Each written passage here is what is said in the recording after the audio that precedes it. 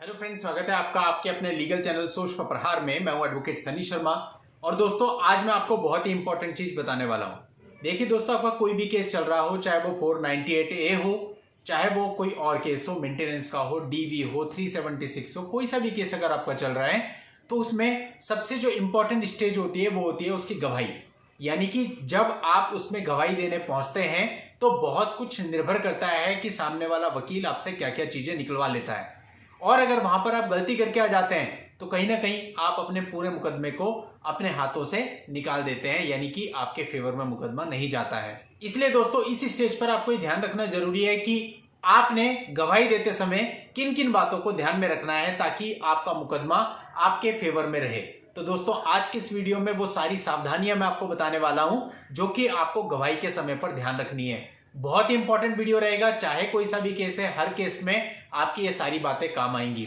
तो दोस्तों, वीडियो में आखिर तक बने रहिएगा। और अभी तक भी चैनल को सब्सक्राइब नहीं किया है तो चैनल को सब्सक्राइब करके नोटिफिकेशन बेल पर जरूर क्लिक कर लें, क्योंकि आप लोगों के लिए इस प्रकार की वीडियोज मैं लेकर के आता रहता हूं।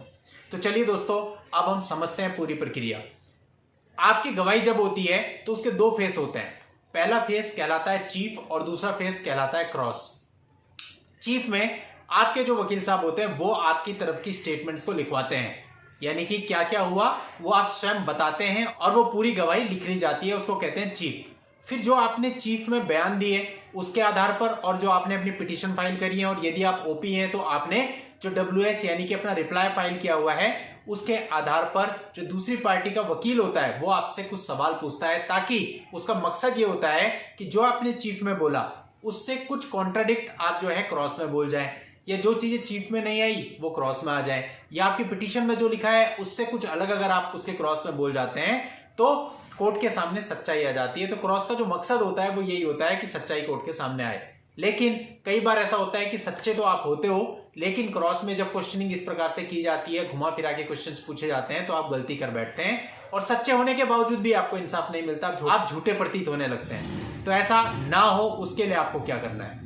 सबसे पहली बात यह है कि आपको इसको एक एग्जाम की तरह मान के चलना है। यानी कि आपको पहले से पता है कि 10 दिन के बाद एक डेट लगी है और उस डेट पे आपकी गवाही होनी है।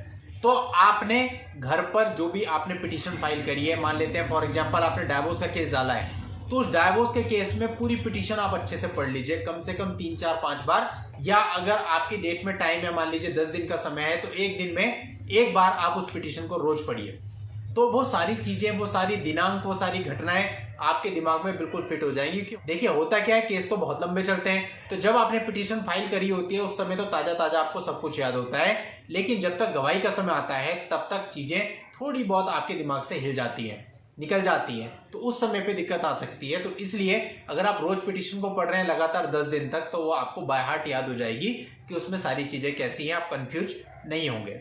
सेकंड चीज, जो आपने चीफ दिया है वो बहुत सोच समझ के दीजिए। यानी जो आप अपने स्टेटमेंट देते हैं खुद से कोर्ट को, जिसे चीफ कहते हैं, वो बहुत सोच समझ के लिखवाइए। जो आपके पिटीशन में लिखा है वही होना चाहिए। ये ना हो पिटीशन में कुछ और हो जाए और चीफ में कुछ और हो जाए। जिस दिन भी आपकी गवाही है उस दिन आपको ध्यान ये रखना है कि आप नर्वस बिल्कुल ना हो, आप बिल्कुल शांत मन से गवाही देने के लिए आइए। अगली बात आपने ध्यान ये रखनी है, जब सामने वाला वकील आपसे क्वेश्चन पूछता है तो पहले आप उसका पूरा क्वेश्चन सुन लें, बीच में उसको ना टोकें, पूरी बात उसकी सुने कि वो क्या बोलना चाह रहा है, और उसको साथ ही साथ समझे भी कि उसका प्रश्न एक्चुअल में क्या है। उसके बाद ही कोई जवाब दें। जल्दबाजी में, हड़बड़ाहट में कोई भी जवाब ना दें, जल्दबाजी बिल्कुल ना करें। और अगर आपको प्रश्न समझ में नहीं आया तो आप उनसे रिक्वेस्ट करें कि आपको दोबारा बताया जाए, आपको समझ में नहीं आया। वो नहीं सुनते हैं तो आप जज साहब से भी रिक्वेस्ट कर सकते हैं कि सर मेरे क्वेश्चन ही समझ में नहीं आया तो मैं आंसर कैसे दूंगा। तो इसलिए इनसे कहा जाए कि एक बार प्रश्न को और पूछें। तो वो प्रश्न जब आप पूरा सुन लें, समझ लें, उसके बाद आपको उसका आंसर देना है। अगली बात यह है कि आपको कोर्ट में कहानी नहीं सुनानी है। कहने का मतलब, वकील साहब ने कोई क्वेश्चन पूछा और आप लग गए बताने के लिए पूरा घटनाक्रम, जी ऐसा हुआ था, ऐसा हुआ था, ऐसा हुआ था। ऐसी गलती कभी नहीं करनी। जो वो पूछ रहे हैं टू द पॉइंट आपको जवाब देना है। यस और नो वाला है तो यस या नो में ही आपका जवाब होना चाहिए। अगर 4 शब्दों की जरूरत है तो वहां 10 शब्द नहीं होने चाहिए। बिल्कुल स्टिक उतना ही जवाब जितने की जरूरत है। ऐसे में आप कभी फंसेंगे नहीं। अगर आप कहानियां सुनाते हैं तो उसमें सामने वाला वकील भी फ्रस्ट्रेट होगा और जज साहब भी फ्रस्ट्रेट होंगे और आप भी कहीं ना कहीं नुकसान में ही रहेंगे। तो इसलिए आपको टू द पॉइंट जवाब देने हैं।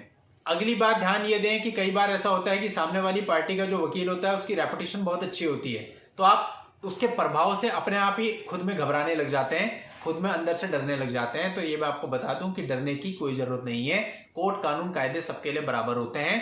तो इस बात को बिल्कुल लेकर के ना चलें कि अगर उनकी रेपुटेशन बहुत अच्छी है तो आपको किसी भी प्रकार से घबराने की जरूरत है। आप उसी प्रकार से सामान्य प्रकार से कूल माइंड होकर के अपना जवाब दीजिए, अपना जवाब कोर्ट के सामने रखिए।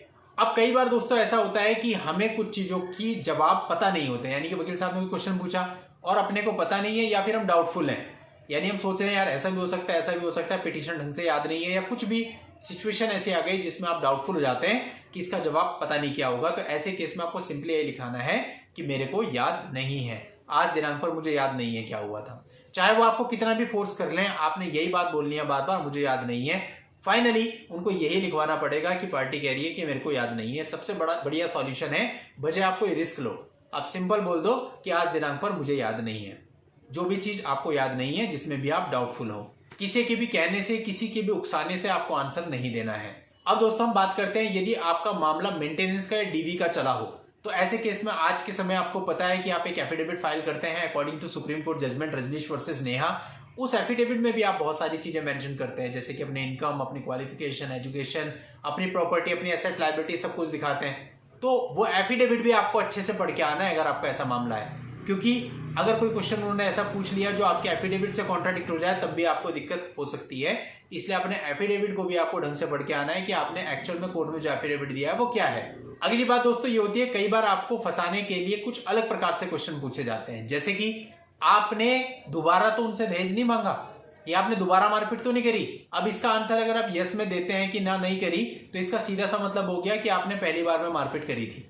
तो कुल मिला के अगर ऐसा कोई भी प्रश्न आता है जिसको थोड़ा घुमा के आपसे पूछा जा रहा है, सुनिए, समझिए। अगर इस प्रकार के शब्द उसमें यूज हो रहे हैं, दोबारा मारपीट तो नहीं करी, तो इस प्रकार के क्वेश्चन का आंसर हमेशा आपको विस्तार में देना है। आपने कहना है कि भाई मारपीट हमारे बीच में कभी हुई नहीं, ना पहली बार हुई, दूसरी बार का तो प्रश्न ही उत्पन्न नहीं होता। ऐसा नहीं है कि वहां पे भी आपको यस या नो ही बोलना है। तो इस बात को ध्यान में रखिएगा, प्रश्न सुनिएगा, प्रश्न अगर गोलमोल लगता है आपको तो उसको विस्तार में आंसर दें और विस्तार में ही लिखवाएं। तो दोस्तों इस प्रकार से गवाही देते वक्त ये सारी चीजें अगर आप ध्यान में रखते हो तो आपकी गवाही हमेशा मजबूत रहेगी, केस भी आपके फेवर में रहेगा। तो ये एक ऐसी लीगल जानकारी है जो हर किसी के लिए काम आ सकती है। कोई भी किसी भी मामले में अभियुक्त है, चाहे वो मेल है, चाहे वो फीमेल है, चाहे वो मामला मैट्रिमोनियल है, चाहे वो मामला क्रिमिनल है, कोई सा भी मामला हो, सभी में ये सारी चीजें काम आ सकती हैं, सभी के काम आ सकती है। तो आपको इनको ध्यान में रखना है। आज के इस वीडियो में इतना रखता हूं दोस्तों, अगले वीडियो में नई जानकारी के साथ मैं आपसे फिर मिलूंगा। तब तक के लिए goodbye and thank you for watching. Take care.